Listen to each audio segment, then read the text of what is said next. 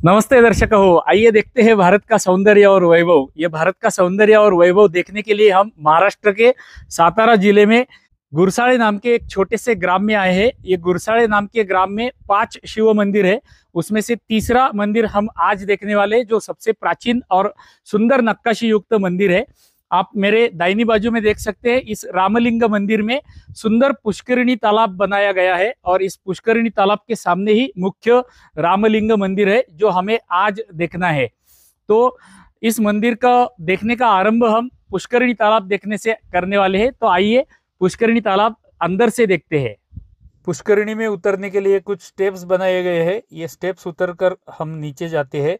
पहले ही हमें नंदी महाराज का यहाँ पर दर्शन हो जाता है। सामान्यतः महादेव जी का मंदिर रहेगा तो उनके सामने नंदी महाराज का भी दर्शन होता है। बहुत से मंदिरों में मुख्य मंदिर के सामने ऐसे नंदी महाराज लगाए जाते हैं, नंदी मंडप भी किया जाता है, किंतु यहाँ पर नंदी मंडप हमें नहीं दिखाई दिया। और थोड़ा हम 4 सीढ़ियाँ नीचे उतर कर गए तो हमें दोनों बाजू में 2 देवकोष्ठक देखने के लिए मिलते हैं। उसमें से दाहिनी बाजू का देवकोष्ठक है, उसमें एक प्राचीन कालावधि की थोड़ी सी जीर्ण हुई मूर्ति है। अभी आपको जो पटल पर दिख रही है ये मूर्ति इस दाहिनी बाजू के देवकोष्ठक में है। संभवतः यह है कि ये भैरव की मूर्ति रहेगी और अत्यंत सुंदर मूर्ति ये जब बनाई रहेगी तब रहेगी। अभी थोड़ी सी जीर्ण हुई है। हम ये मंदिर देखने के लिए ग्रीष्म ऋतु में आए हुए हैं, फिर भी यहाँ पर हमें इतना पानी अभी पुष्करिणी में दिखाई दे रहा है। आप आजू बाजू में देख सकते हैं पुष्करिणी जीर्ण हुई है। हमारे शासन ने इसके ऊपर ध्यान देना चाहिए। इतिहास पुरातत्व विभाग ने इस पुष्करिणी पर ध्यान देना चाहिए।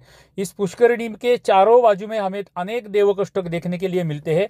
ऐसी पुष्करिणियाँ हमें अत्यंत कम मात्रा में मंदिरों में देखने के लिए मिलती है। हमने लोणी भपकर का एक मल्लिकार्जुन मंदिर देखा था, वहाँ पर ऐसी ही पुष्करिणी हमने देखी थी। उसके पश्चात हमें अभी ये दिखाई दे रही है। चारों बाजू में सारे देवकोष्ठक है। लगभग सारे देवकोष्ठक हमें खाली दिखाई देते हैं, अभी उनमें कोई मूर्तियां नहीं है।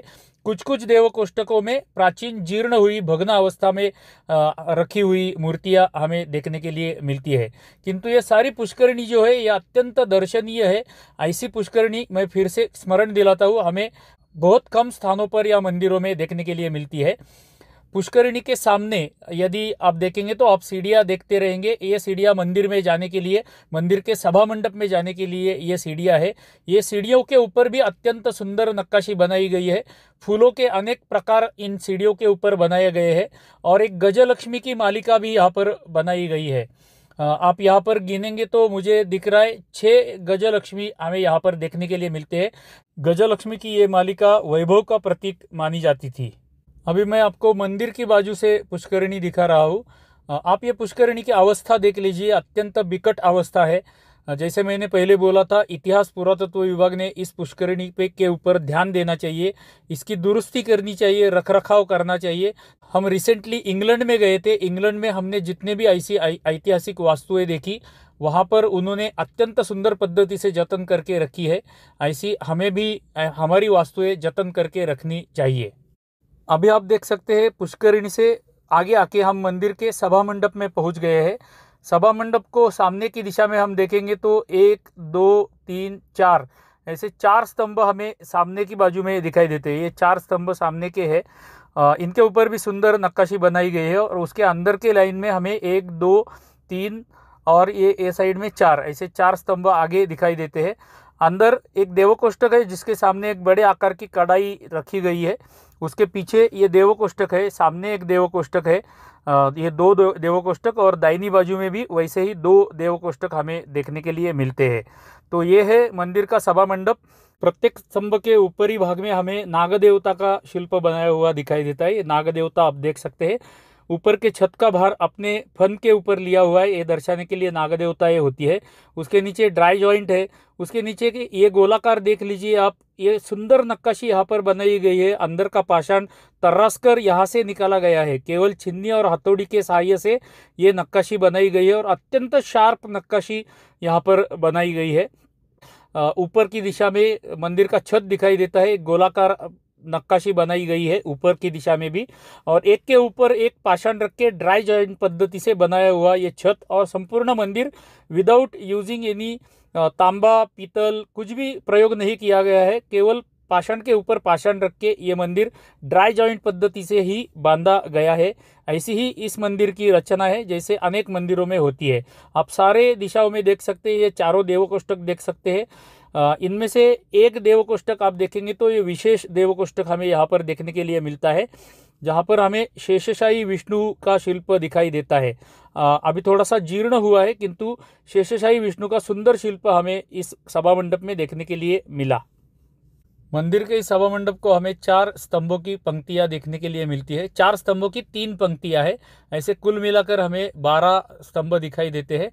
अभी मंदिर का गर्भगृह का प्रवेश द्वार बंद है, क्योंकि यहाँ के पुजारी जी अभी यहाँ पर नहीं है। उनको हमने बुलाया है फ़ोन करके, वो आने वाले हैं, और वो आने के बाद हम ये सामने जो द्वार दिख रहा है ये खोलेंगे और अंदर जाकर भगवान का दर्शन भी लेने वाले हैं। इस द्वार के अंदर पहले अंतराल आता है और अंतराल के अंदर गर्भगृह है, जो हमें अंदर जाकर देखना है। दर्शक हो, कुछ दिन पहले ही हम इंग्लैंड जाके आए हैं और इंग्लैंड के अनेक शहर और उनमें ऐतिहासिक वास्तुएं, म्यूजियम्स, होटल्स, इंडियन मॉल्स, ऐसे सारे स्थान दिखाने के लिए हमने अनेक चलचित्र भी बनाए हुए हैं। आपसे प्रार्थना है कि कृपया हमारे इंग्लैंड दर्शन नाम के प्लेलिस्ट में जाके वो सारे इंग्लैंड के चलचित्र भी देखिएगा। अभी हम मंदिर के अंतराल में पहुंच गए हैं। यहाँ का अंतराल भी अत्यंत सुंदर है। पहले यहाँ का गर्भगृह का उम्बरठा देख लीजिए, इसके ऊपर 2 कीर्तिमुख सुंदर पद्धति से हमें देखने के लिए मिलते हैं।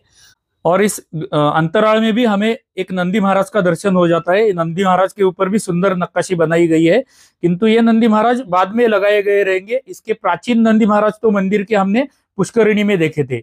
यहाँ पर दाई और बाई बाजू में अंतराल में एक एक देवकोष्ठक बनाया गया है, उसको सुंदर शिखर भी बनाए गए हैं और ड्राई जॉइंट पद्धति का ऊपर का बांधकाम। यहाँ के जो स्तंभ है अंतराल के, वहां पर हमें नाग देवता के स्थान पर यक्षिणियां देखने के लिए मिलती है। ये इस मंदिर की विशेषता है। बाहर हमने नाग देवता देखे थे, किंतु अंदर अंतराल में हमें मंदिर के छत का भार अपने ऊपर लिए हुए 2 स्तंभों के ऊपर यक्षिणियां देखने के लिए मिलती है, किंतु अंदर वाले साइड में उन्हीं स्तंभों को नाग देवता भी देखने के लिए मिलती है। अंतराल में प्रवेश करते समय दोनों बाजू में जो स्तंभ है वहीं पर हमें ये यक्षिणियां देखने के लिए मिलती है। बाकी स्थानों पर हमें नाग देवता देखने के लिए मिलती है। यहाँ का बाई बाजू का देवकोष्ठक हमने देख लिया था। यहाँ की द्वार शाखा, गर्भगृह की द्वार शाखाएं देखेंगे तो एक मध्य में मुख्य द्वार शाखा हमें देखने के लिए मिलती है, जिसके ऊपर अत्यंत सुंदर नक्काशी कर दी गई है। अभी इसको सोनेरी तैल रंग दिया गया है, किंतु नक्काशी काम हमें छोटे आकार का भी यहाँ पर देखने के लिए मिलता है और अत्यंत शार्प नक्काशी इसमें बनाई गई है। मध्य में आप यदि ऊपर की दिशा में देखेंगे तो ललाट बिंब दिखाई देता है, जिसमें गणेश जी की स्थापना कर दी गई है। ये भी हमने अनेक मंदिरों में देखा है। और उसके ऊपर यदि हम देखेंगे तो जैसे हमने अन्य मंदिरों में देखे थे, वैसे ही सुंदर नक्काशी सिमिलर टाइप की या सिमिलर पैटर्न की हमें यहाँ पर भी देखने के लिए मिलती है, जैसे हमने अनेक मंदिरों में देखी हुई है। ये दाहिनी बाजू की द्वार शाखा अभी आप देख सकते हैं। दाहिनी बाजू की द्वार शाखा भी बाई बाजू की द्वार शाखा के जैसी ही है, और ये दाहिनी बाजू का देवकोष्ठक है और उसका शिखर। ये अभी हम जो देख रहे हैं इस भाग को अंतराल कहते हैं। और अंतराल का छत ऊपर यदि हम देखेंगे तो त्रिकोणी पाषाण एक दूसरे के ऊपर रखकर बनाया गया है, किंतु यहाँ पर कोई कमल नहीं हमें देखने के लिए मिला। ओम तत्पुरुषाय विद्महे महादेवाय धीमहि तन्नो रुद्रः प्रचोदयात्। ओम त्र्यंबकं यजामहे सुगंधिं पुष्टिवर्धनम् उर्वारुकमिव बन्धनान् मृत्योर्मुक्षीयमामृतात्। हर हर महादेव शंभो। ओम नमः शिवाय, ओम नमः शिवाय, ओम नमः शिवाय। गर्भगृह का छत यदि हम देखेंगे तो त्रिकोणी पाषाण एक दूसरे के ऊपर रखकर ही ड्राई जॉइंट पद्धति से बनाया हुआ ये छत है। इसके ऊपर शिखर है।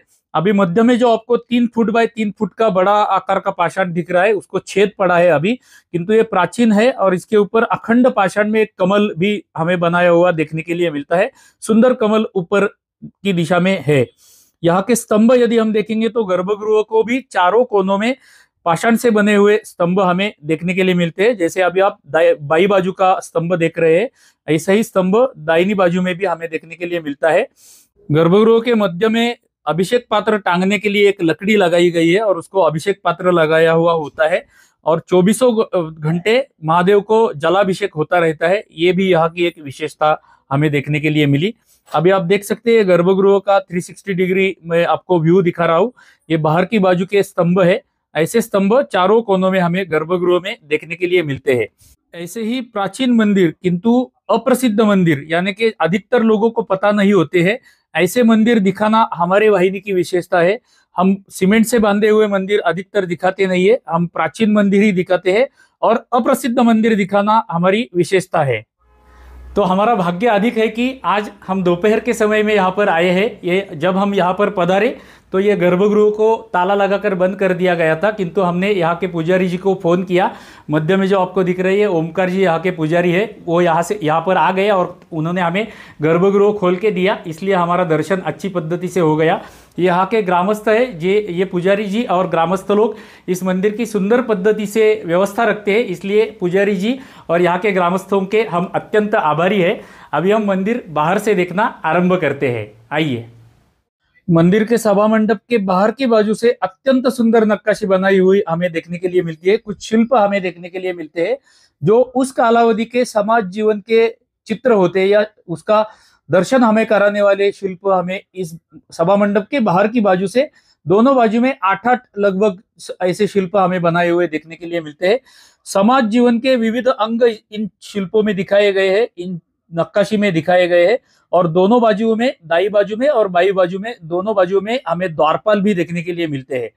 अभी आप जो देख रहे हैं ये दाहिनी बाजू के शिल्प थे, ऐसे ही शिल्प बाई बाजू में भी बनाए गए हैं। हम दूसरी बाजू के अभी आप देख रहे हैं, यहाँ पर भी एक द्वारपाल बनाया गया है और विविध शिल्प, आप शिल्प देखकर भी चिन्हित कर सकते हैं खेती के कुछ काम चल रहे हैं। कावड़ लेके एक महिला जा रही है, यानी कि नदी पर जाकर जल भर के एक महिला ला रही है, ऐसा एक शिल्प है। ये खेती का काम अभी आप देख सकते हैं, ये कावड़ वाली महिला है। महिलाओं के जीवन के कुछ प्रसंग भी इन शिल्पों में दिखाए गए हैं। ऐसे मंदिरों के शिल्प देखकर हमें उस कालावधि के हमारे समाज जीवन की कल्पना आ जाती है। यहाँ पर आपको कहीं भी बुर्खाधारी महिला देखने के लिए या घूंघटधारी महिला कहीं भी देखने के लिए नहीं मिलेगी। हमारी महिलाएं अत्यंत प्रगत थी उस कालावधि में भी, ये शिल्प हमें बताते हैं। हमने इस स्थान से चलचित्र आरंभ किया था, सामने अंदर जाके हमने ये पुष्करणी पूरी देख ली, देवकोष्टक देख लिए। इस बाजू से हम मंदिर में प्रवेश किया था हमने। यहाँ की नक्काशी हमने लास्ट शॉट में देखी थी, ये शिल्प यहाँ पर थे। और मंदिर की दाहिनी बाजू अभी आप पटल पर देख रहे हैं, पूरा पाषाण में बनाया हुआ काम है। नीचे चौथरा मंदिर को बनाया गया है और ऊपर की दिशा में हमें 2 शिखर देखने के लिए मिलते हैं। भूमिज पद्धति के ये शिखर है, पीछे हमें गर्भगृह का बड़ा शिखर और आगे सभा मंडप का एक छोटा शिखर, ऐसे 2 शिखर हमें मंदिर को देखने के लिए मिलते हैं। अभी हमने दाहिनी बाजू देख ली, पीछे जाके देखते हैं क्या है। मंदिर के पीछे यदि आप आएंगे तो मंदिर पीछे से ऐसे दिखता है, पूरा पाषाण में बनाया हुआ काम है। और यहाँ से पीछे की बाजू से मंदिर का शिखर अत्यंत सुंदर दिखता है। संभवतः है कि ये बाद में बनाया गया शिखर रहेगा, किंतु सुंदर शिखर यहाँ पर बनाया गया है। मंदिर की बाई बाजू यदि हम देखेंगे तो बाई बाजू में भी सुंदर नक्काशी या पाषाण में बनाया हुआ काम हमें देखने के लिए मिलता है। गोमुख जो होता है मंदिर का, उसका स्थान भी हमें इस दिशा में देखने के लिए मिलता है। गर्भगृह में महादेव को जो अभिषेक किया जाता है उसका तीर्थ बाहर आने के लिए यहाँ पर प्राचीन कालावधि में गोमुख रहेगा, उसका स्थान हमें यहाँ पर देखने के लिए मिलता है। गोमुख के स्थान पर हमें एक विशेषता देखने के लिए मिली, जैसे हमारा बेसिन होता है वैसा गोलाकार भाग यहाँ पर गोमुख के नीचे बनाया गया है और वहां से जल आता है या तीर्थ आता है और वो नीचे के कुंड में आ जाता है। ये विशेष व्यवस्था हमें यहाँ पर देखने के लिए मिली। तो दर्शक हो, महाराष्ट्र के सातारा जिले में खटाव तालुका में गुरसाळे नाम के एक छोटे से गांव में ये रामलिंग मंदिर सुंदर आज हमने देखा। यहाँ का मंदिर और यहाँ की विशेषता पुष्करणी मुझे बहुत अच्छी लगी। आशा करता हूँ कि जैसे ये पुष्करणी हमें अच्छी लगी और यहाँ का मंदिर हमें अच्छा लगा, वैसा आपको भी अच्छा लगा रहेगा। आपसे हमारी नित्य की प्रार्थना तो रहती है कि कृपया हर चलचित्र को लाइक किया कीजिए, एक छोटी सी टिप्पणी अवश्य कीजिए, उसका हमें लाभ होता है। और हमारी वाहिनी को यदि अभी तक आपने सब्सक्राइब नहीं किया रहेगा तो सब्सक्राइब भी कीजिए, ये आपसे हृदयपूर्वक प्रार्थना है। तो चलिए ऐसे ही किसी सुंदर मंदिर में अगले चलचित्र में मिलते हैं। तब तक के लिए आप सभी को धन्यवाद, धन्यवाद, धन्यवाद।